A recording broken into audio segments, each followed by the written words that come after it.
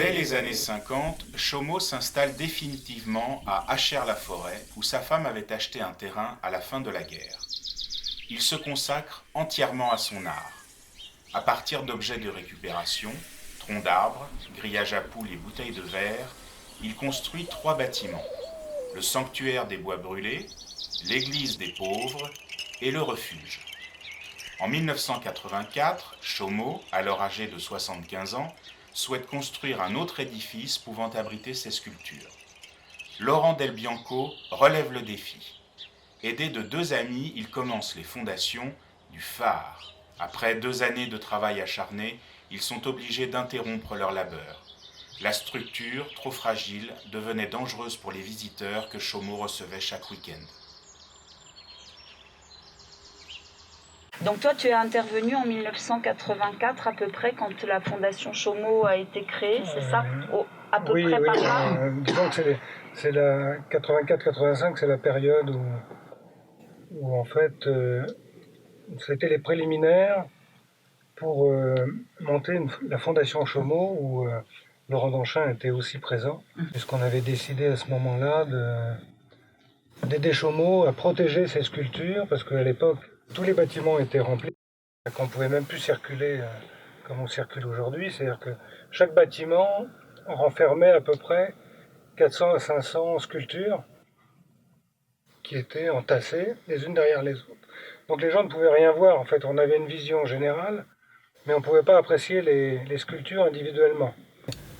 À l'époque, j'avais lancé ce projet d'association avec Laurent Danchin pour démarrer ce bâtiment sans avoir la certitude de le mener à terme, parce que Chaumot était quand même relativement âgé. Moi, je venais de Paris à l'époque, donc la circulation était quand même plus facile pour venir jusqu'ici. Et je repartais le dimanche soir, donc après avoir passé 8 heures à essayer de bâtir ce qu'on avait pu faire à l'époque, c'est-à-dire monter une structure en sapin, parce que c'est le seul matériau qu'on pouvait disposer. Donc on allait se servir dans la forêt et on repérait les arbres morts, qu'on acheminait jusqu'ici en passant par l'arrière, parce que l'arrière était ouvert à l'époque. On avait un accès à la forêt.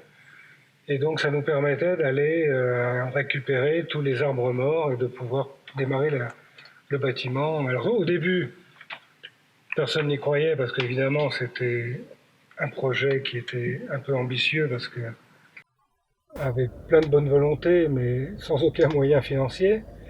On a fait comme Chaumot, on a pris les matériaux qu'on trouvait, et ce qui nous a permis en fait de démarrer cette construction qui a duré quand même plusieurs années. Enfin, imaginez ce que ça peut impliquer quand vous êtes tout seul, avec quelques visiteurs, et ensuite ça a été des amis qui sont venus m'aider, qui sont venus régulièrement m'aider. Donc on a été à plusieurs ensuite à bâtir cette sculpture que vous pouvez voir dans l'album qui circule. Et qui s'appelait le phare. Alors le phare, devait s'appeler le phare. Le phare, c'est un nom, justement, on se posait la question avec Clovis, qui a donné ce nom de phare, parce que au départ, on n'avait pas le projet de nommer ce bâtiment, parce qu'on ne savait pas véritablement la forme qu'il allait prendre, puisqu'il a été monté en fonction un petit peu des matériaux, des possibilités qu'on avait de pouvoir créer une structure. On n'avait pas fait de maquette fondamentalement. On s'est dit, tiens, on va utiliser les matériaux dont on disposait. Donc c'est comme ça que pendant des années, on est venu régulièrement pour construire ce bâtiment, avec l'espoir un jour que quelque chose aboutisse. Malheureusement, les années ont passé. On s'est retrouvé coincé, non pas par le manque de temps, mais par le manque de matériaux, parce qu'il aurait fallu en fait qu'on puisse construire un échafaudage autour pour couvrir avec du grillage et pouvoir mettre un staff, pouvoir mettre un matériau isolant autour, parce que lui avait fait une maquette qui reprenait bien la forme du bâtiment et qui ressemblait vraiment à un pain de sucre et qui avait une forme vraiment dans l'esprit de Chaumot. En fait, on était resté dans un esprit similaire à ce qu'il aurait pu lui inventer de son côté, quoi. Donc on collait bien en fait à son projet, il se l'était approprié vraiment. Mais pour des questions de sécurité et autres, on a préféré ne pas aller plus loin parce que ça devenait dangereux de se retrouver à 15 mètres de haut. On était bénévoles, mais globalement, c'était risqué en même temps pour nous et pour les gens qui intervenaient sur ce chantier de faire prendre des risques.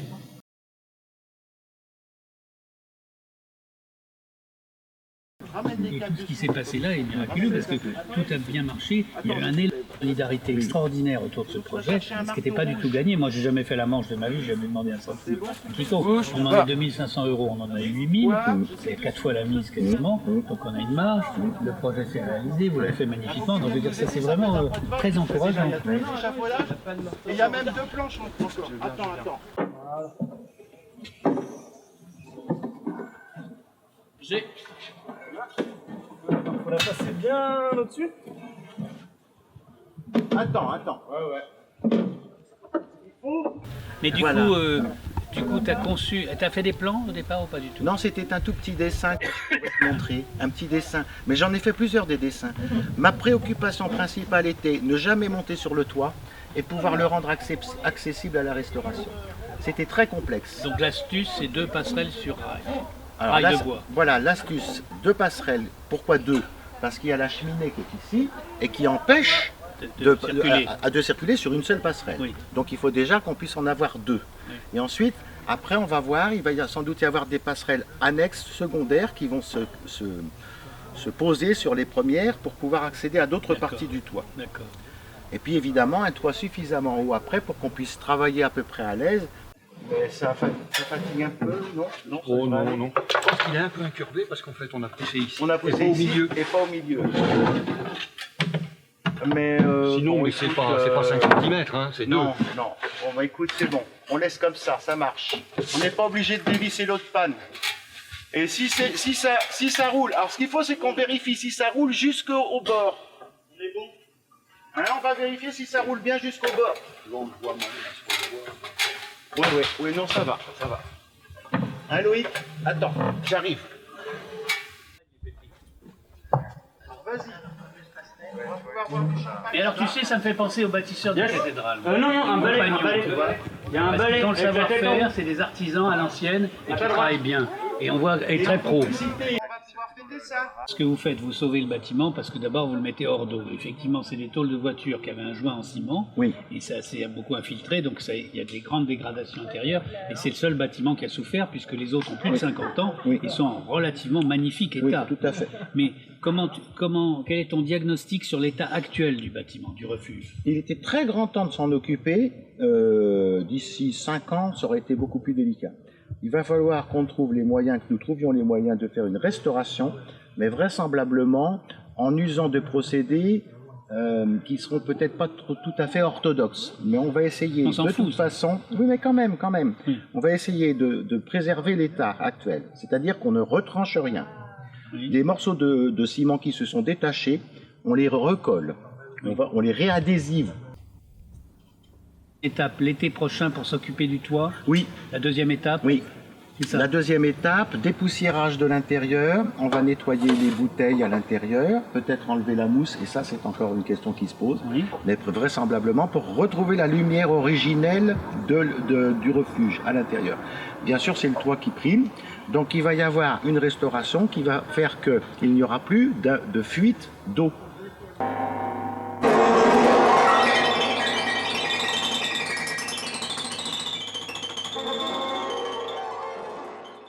3 ans se sont écoulés depuis les premiers travaux de restauration.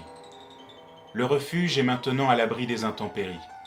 Cette immersion, pour les étudiants ayant œuvré au village d'art préludien, aura été un sujet de réflexion sur leurs études aux Beaux-Arts et l'avenir de ce lieu après sa rénovation. Il avait tout. Je me disais, ils sont pauvres de richesse et je suis riche de pauvreté. Ils sont pauvres de richesse. Et c'est ça, Chaumeux, il avait la forêt, il avait tout.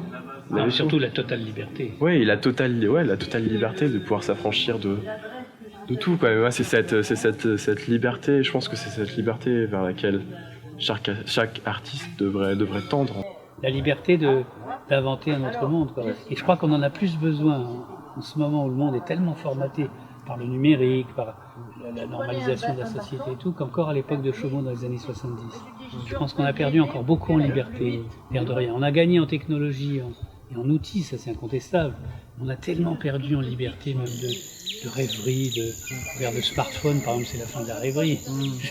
T'es connecté tout le temps, t'as 5 secondes pour vagabonder dans ta tête.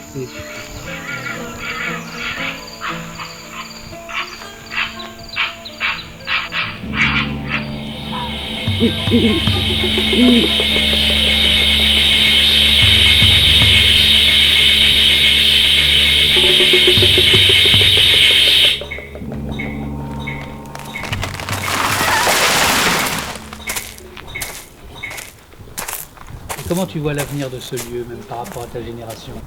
Est-ce qu'on restaure? Est-ce qu'on rénove?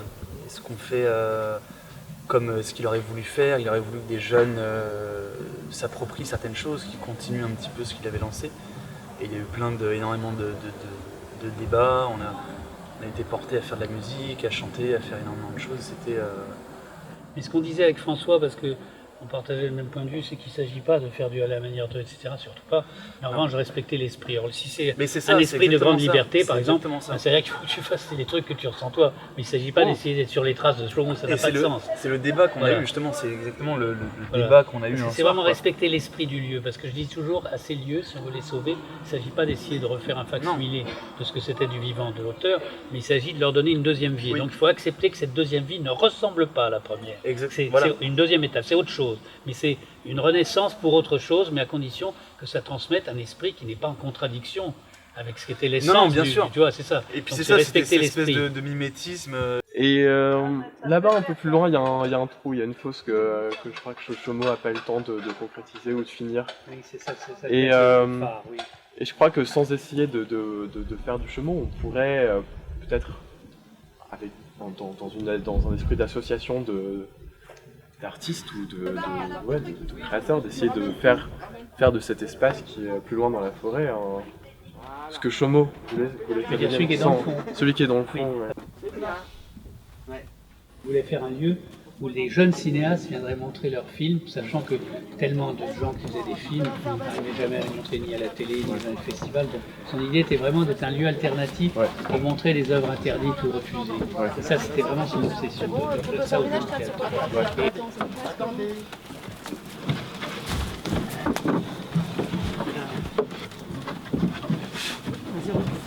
Comme le laissait entendre Laurent Danchin et les étudiants des Beaux-Arts de Nantes, le village d'art préludien doit se réinventer, sans Chaumont. Ce lieu, aussi exceptionnel soit-il, n'est pas figé dans le temps. Il doit être habité par la même liberté et la même énergie que son créateur, pour nous surprendre encore par de nouvelles réalisations.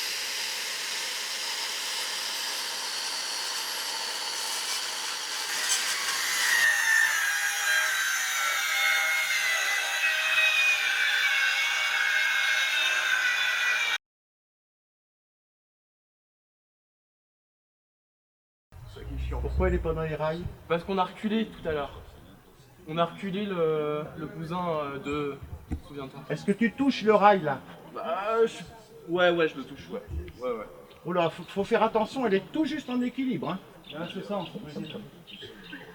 il faut qu'on rapproche le cousin, c'est tout. On l'a reculé de ce matin. Il faut qu'on le remette. Pourquoi on l'a reculé et que ça marche plus? Je comprends rien moi. C'est quoi cette histoire?